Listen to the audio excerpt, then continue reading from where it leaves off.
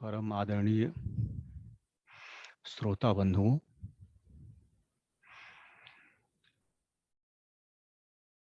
आज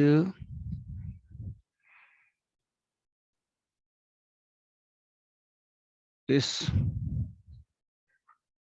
श्रृंखला में श्री रामचरितमानस के कतिपय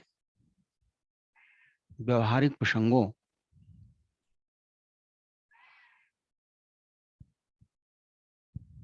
पर अपना मंतव्य आप सबके समक्ष प्रस्तुत करने की चेष्टा कर रहा हूं। गोस्वामी तुलसीदास जी महाराज द्वारा लिखित यह महान ग्रंथ सभी प्राणियों में जीवन के प्रमुख लक्ष्य को इंगित करते हुए सामाजिक धरातल पर मनुष्य को किस प्रकार के आचरण करने चाहिए और किस प्रकार के आचरण उसके लिए वर्ज्य हैं, इसका विवेचन गोस्वामी जी महाराज ने भली भांति किया है। एक प्रसंग है, महाराज दक्ष भगवान शंकर के ससुर हैं और उन्होंने एक यज्ञ का आयोजन किया है और द्वेषवश भगवान शंकर से ईर्ष्या होने के कारण, द्वेष व द्वंद्व होने के कारण उन्होंने भगवान शंकर को आमंत्रित नहीं किया। माता पार्वती जो पूर्व जन्म में सती थी, वह भगवान शंकर की अर्धांगिनी है। ऐसी माता सती अनाहूत ही, बिना बुलाए ही अपने मायके जाने के लिए भगवान शंकर से प्रार्थना करती हैं, अनुरोध करती हैं कि उनके पिता द्वारा इस प्रकार का यज्ञ आयोजित किया जा रहा है और उसमें उन्हें जाना चाहिए। भगवान शंकर के बार बार मना करने पर भी सती जिद कर लेती हैं और वो जाने के लिए तैयार हो जाती हैं। भगवान शंकर नीति पूर्वक उन्हें समझाने का यत्न करते हैं और कहते हैं, यद्यपि मित्र प्रभु पितु गुरु गेहा और जाय बिनु बोले न संदेहा, तदपि विरोध मान जहाँ कोई,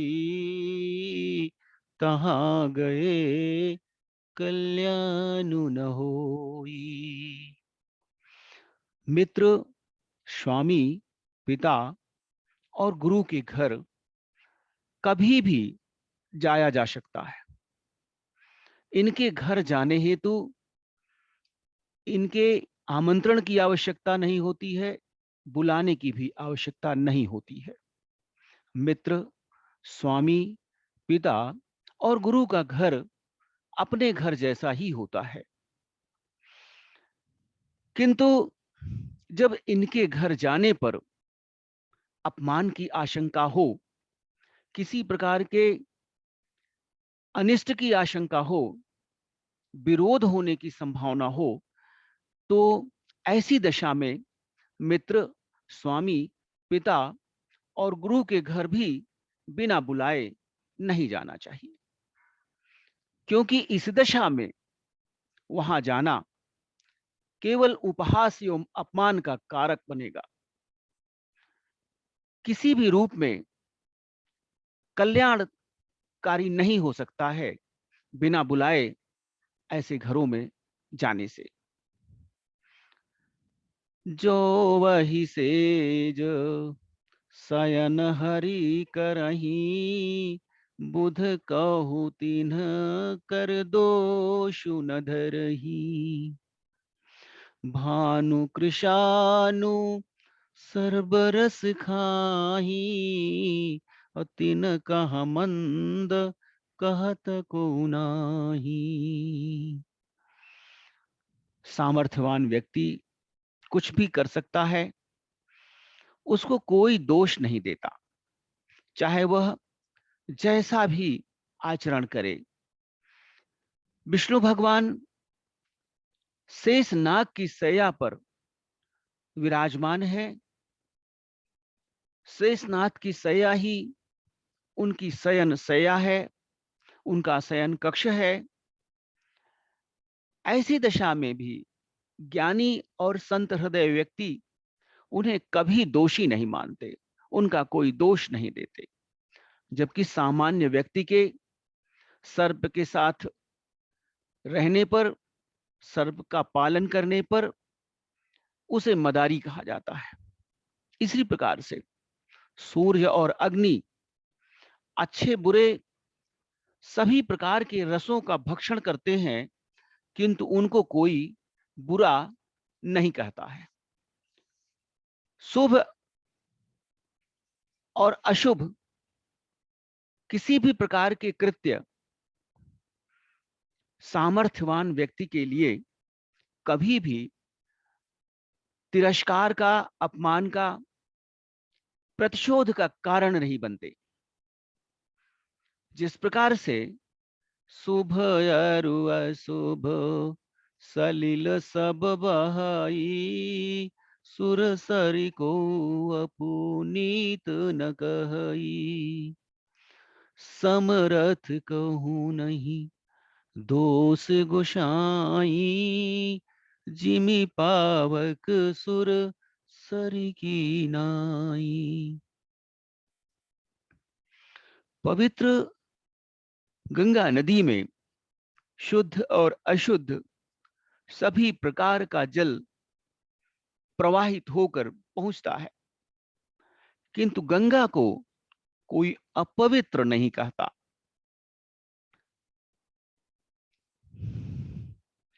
गंदे नाले में बहने वाले सीवर के पानी व मलमूत्र को कोई प्रयोग नहीं करता है, कोई स्नान नहीं करता है, किंतु वही अपवित्र जल जब गंगा में समाहित हो जाता है, गंगा को समर्पित हो जाता है, तो उस जल को परम पवित्र मानकर आचमन तथा पान एवं स्नान इत्यादि किया जाता है।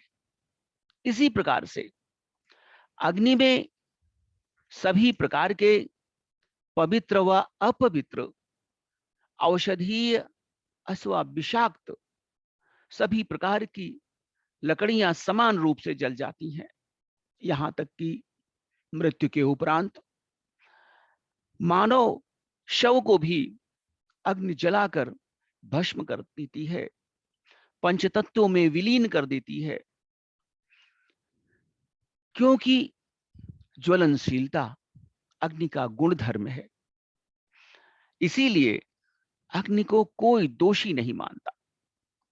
जब घर में किन्हीं कारणों से आग लग जाती है और सब कुछ जलकर खाक हो जाता है, नष्ट हो जाता है, तो भी अग्नि को दोष न देकर हम अपने कर्मों को ही दोष देते हैं। सूर्य भगवान संपूर्ण धरा को बिना किसी भेदभाव के प्रकाशित करते हैं। ऊर्जा, उष्णता एवं अवशोषण इनका गुणधर्म है। इसलिए सूर्य भगवान को भी कोई दोषी नहीं मानता। सामर्थ्यवान कभी दोषी नहीं माना जाता।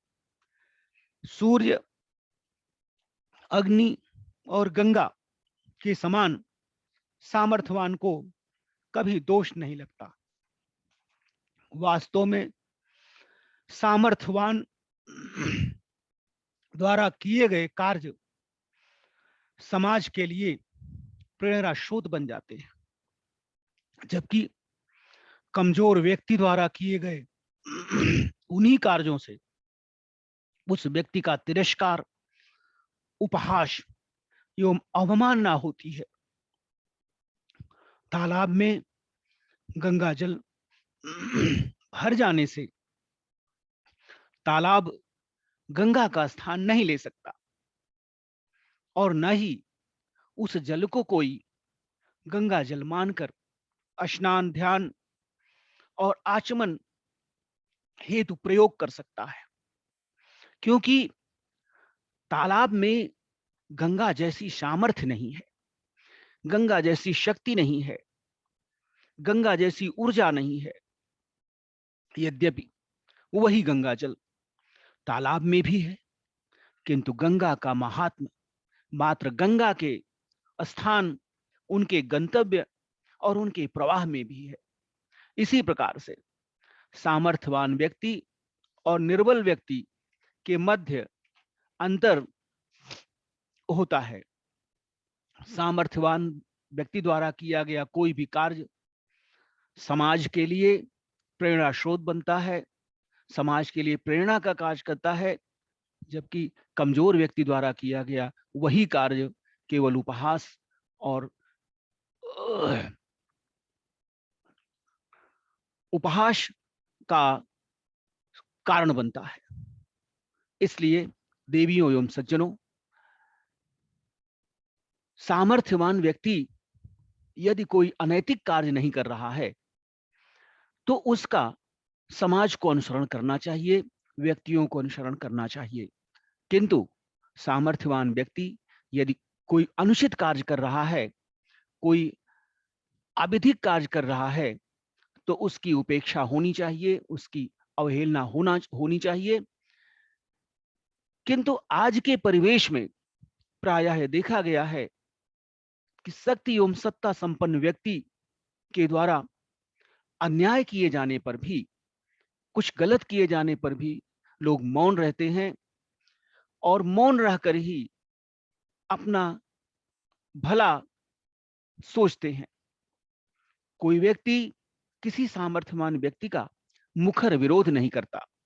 यह स्थिति समाज के लिए, राष्ट्र के लिए घातक है।